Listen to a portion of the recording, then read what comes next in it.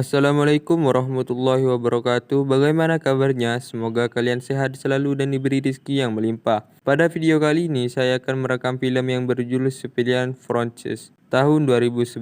Oke lah, tanpa panjang lebar lagi kita langsung saja ke filmnya.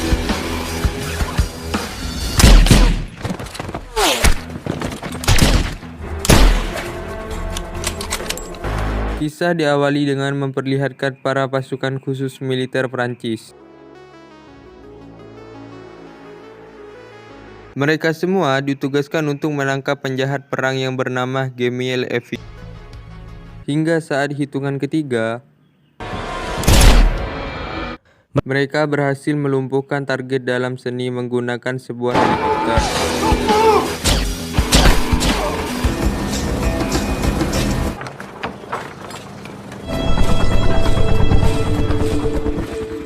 Scene beralih di sebuah kota Kabul, Afghanistan. Di situ kita diperlihatkan dengan seorang jurnalis yang bernama Elsa. Di sana ia sedang mewawancarai warga setempat yang bernama Maina. Tujuannya datang ke sana yaitu ingin mencari informasi tentang perang dingin yang terjadi di sana. Dan ia juga menanyakan tentang kekejaman seorang Taliban yang bernama Ahmad Jaib.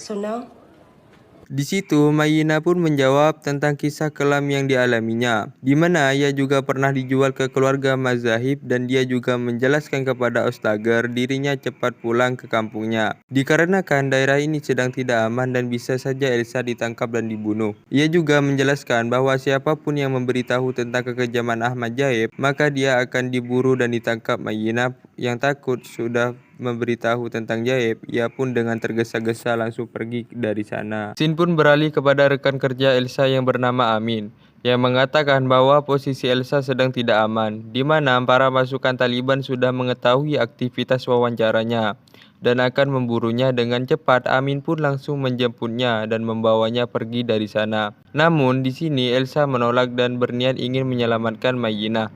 Hingga ketika mereka tiba di dekat rumah Mayina, di sana banyak pasukan Taliban yang sedang melakukan pembersihan. Dan di situ juga Elsa mengingat rekan kerja Sulaimani ini melihat hal itu pun ia pun berniat ingin membantunya nanti.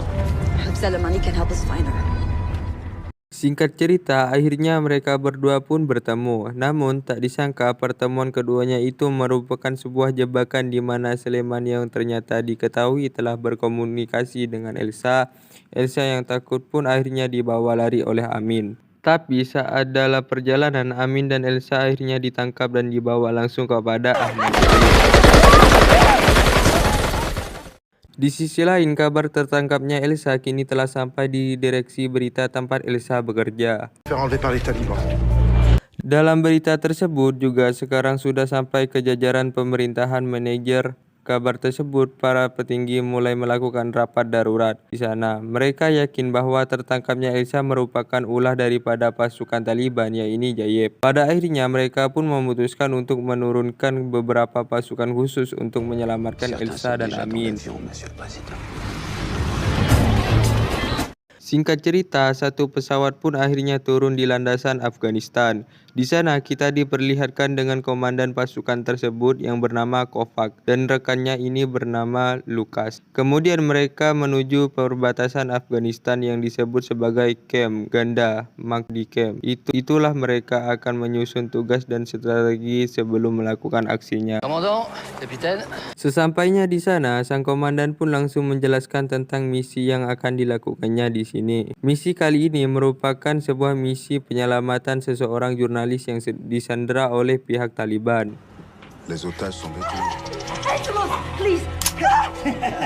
Scene beralih kepada Elsa. Di sana ia pun bertemu langsung dengan Ahmad Jaib. Yang nama Ahmad ini sudah mengetahui tentang wawancara Elsa dengan Mayina. Bahkan ia juga pernah melihat buku tentang dirinya yang ditulis oleh Elsa. Jaib yang tak ingin keburukannya tersebar di sana, ia berencana untuk memutarbalikkan fakta, yang mana Elsa dipaksa membaca pertanyaan yang telah Jaib siapkan. It is customary for the person behind the camera to be asking out loud. Why aren't you watching? Elsa yang tak ingin membaca pertanyaan, ia pun hampir dibunuh oleh ajudannya. Namun di sana lebih sedikit kasihan melihat seorang wanita dibunuh di depannya. Pada akhirnya ia pun justru membunuh Sulaiman yang pernah berkompromi dengan Elsa. Sementara itu, para pemerintahan Prancis mendapat kiriman video saat Elsa akan dibunuh. Mereka yang melihat hal tersebut kini menjadi ragu akan keberadaan Elsa saat ini, yang mana mereka juga tidak tahu tentang Elsa masih hidup atau tidak. Peut-être pas, Monsieur le Président, il nous reste encore une dernière. Keraguan itu pun dialami oleh sang Laksamana yang menyuruh pasukan khusus untuk menyelamatkannya. Namun karena pasukan sudah dalam perjalanan, mereka pun tetap akan menjalankan misi meski keadaan yang belum tahu pasti. Je crois qu'on peut essayer. Singkat cerita, para pasukan itu pun telah tiba di titik yang telah ditentukan.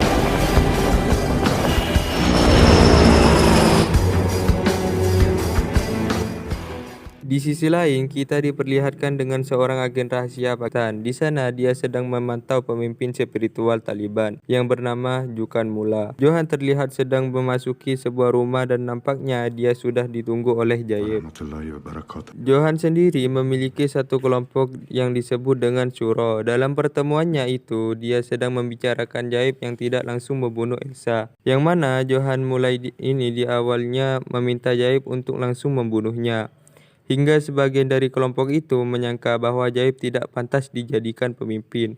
Dan Jaib yang tak ingin kehilang kepercayaan dari Mullah, ia pun akan berusaha untuk tidak mengecewakannya.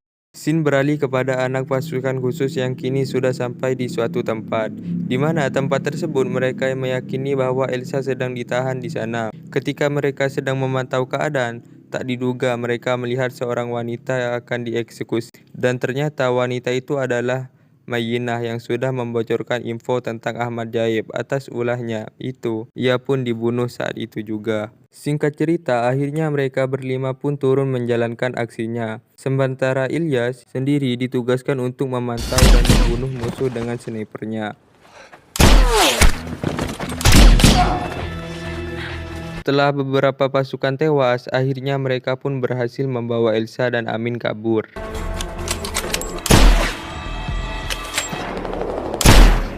Hingga saat mereka membawa Elsa pergi, tak diduga ada Jaib yang baru datang ke sana. Di situ, ia marah karena senderanya berhasil lolos. Oleh karena itu, ia kerahkan semua anak buahnya untuk segera mengejar dan menangkap Elsa beserta lainnya. Sementara para pasukan tadi terlihat sedang berlari menuju lokasi titik penjemputan.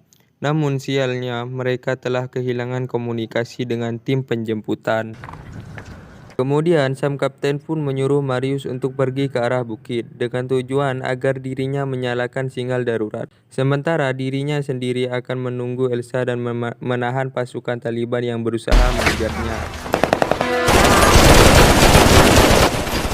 Beralih kepada Marius yang berhasil menyalakan sinyal darurat. Namun sayangnya mereka sedang berada di tempat yang tak mungkin untuk melakukan penjemputan. Ditambah lagi helikopter yang akan menjemput mereka terpaksa putar arah karena terus ditembaki oleh musuh. Sehingga para tentara yang akan menjemputnya sekarang gagal dalam menjalankan tugasnya. Kegagalan ini sampai kepada para pemerintahan yang membuat mereka sedikit cemas karena mereka sekarang tidak bisa berkomunikasi dengan para pasukan khusus karena sinyal yang lemah. Setelah mereka berjalan cukup lama, akhirnya sang komandan memutuskan untuk pergi menyusuri sungai untuk sampai di Afghanistan. Il n'y a qu'une porte de sortie, c'est ce qu'on va faire. Beberapa hari setelahnya, para pasukan Taliban terus mengejar yang tiada henti. Hingga akhirnya pasukan elit Perancis pun harus memukul mundur para musuh.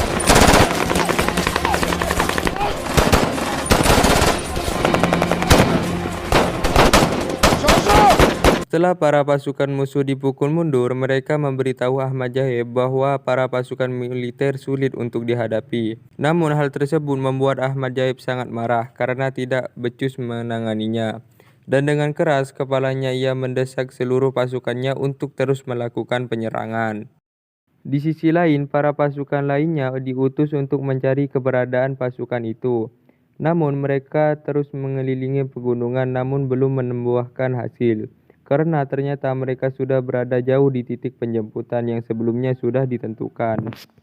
Sementara keenam pasukan khusus itu kini telah sampai di sebuah desa kecil. Mereka semua disambut baik oleh warga Muslim di sana. Ask him, where are the children? Di situ, sang komandan sendiri sedikit kaget saat melihat orang-orang yang ada di sana karena orang-orang yang ada di sana sama sekali tidak ada pemuda. Orang di sana pun menjawab bahwa saat-saat ini para pasukan Taliban mengambil seluruh pemuda yang masih berumur 17 tahun. Yang mana awalnya mereka berniat ingin menyekolahkannya para pemuda yang ada di sana. Namun ternyata mereka dikoordinat untuk meyakini sebuah ajaran yang melenceng dari syariat. Hingga ketika mereka sedang bercandaria, satu tembakan berhasil menembus kepala Marius sehingga dirinya tewas. Keadaan tersebut membuat orang-orang yang ada di sana sedikit panik. Alias sang penimbang jitu langsung mencari keberadaan sniper musuh dan akhirnya ia pun mampu membunuhnya.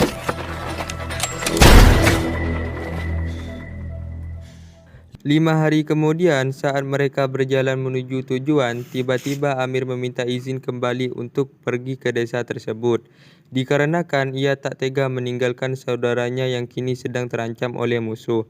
Begitupun Elias yang mempunyai pikiran yang sama dengan Amin, yang mana ia juga memilih mengamankan desa tersebut dari serangan musuh.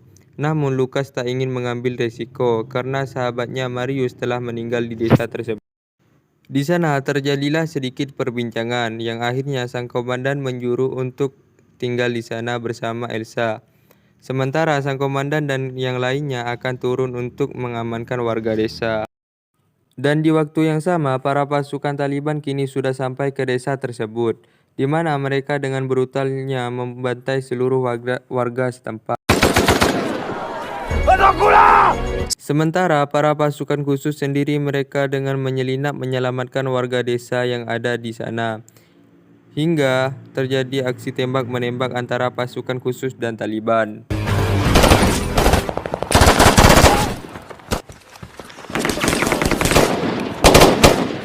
Di tengah ramainya tembak-menembak, Amin berhasil ditembak oleh Zaid hingga tewas, sementara Victorik juga berhasil ditembak oleh musuh. Namun dirinya berhasil selamat oleh rekannya.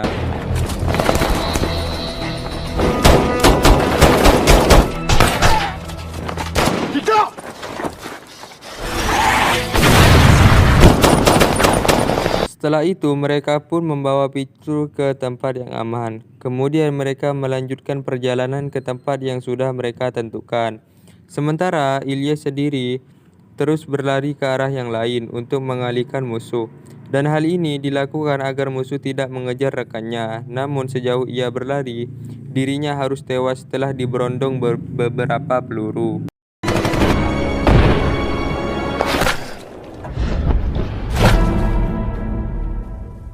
Tibalah di hari ke-6, di mana mereka semua sekarang sudah sampai di sebuah pegunungan dengan cuaca yang dingin. Suhu dingin cuaca ini membuat mereka sedikit mengganggu perjalanan untuk menuju lokasi Afghanistan. Hingga pada hari ke-7, Victor yang sebelumnya terkena tembakan, ia pun berakhir meninggal.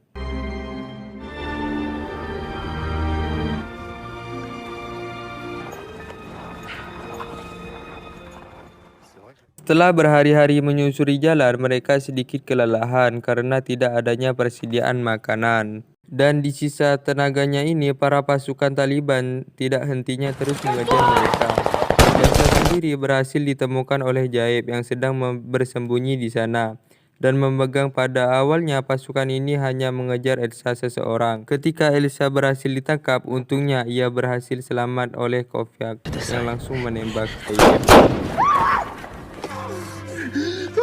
Mungkin setelah semua yang terjadi, kini hanya mereka bertigalah yang tersisa. Dan mereka hanya perlu waktu 2 jam untuk sampai ke Afghanistan. Namun sayang, sang komandan justru terluka karena longsor yang menimpanya, hingga ia pun tidak bisa melanjutkan perjalanan untuk tiba di tempat tujuan. Pada akhirnya hanya Elsa yang terus berjalan seorang diri untuk sampai ke Afghanistan. Setelah Elsa berjalan cukup jauh, akhirnya pun tidak bisa melanjutkan perjalanan dan pingsan di sana. Tak lama kemudian ada satu mobil militer yang kebetulan lewat menemukan Elsa di sana. Singkat cerita, sang Laksamana pun sedikit bahagia saat Elsa berhasil selamat. Di situ Elsa diminta untuk dirawat karena luka yang didapatkannya, tapi ia menolak dan memilih pergi bersama para militer untuk mencari keberadaan Kovac. Pada akhirnya sang komandan dan rekannya itu berhasil diselamatkan oleh para pasukan militer Prancis.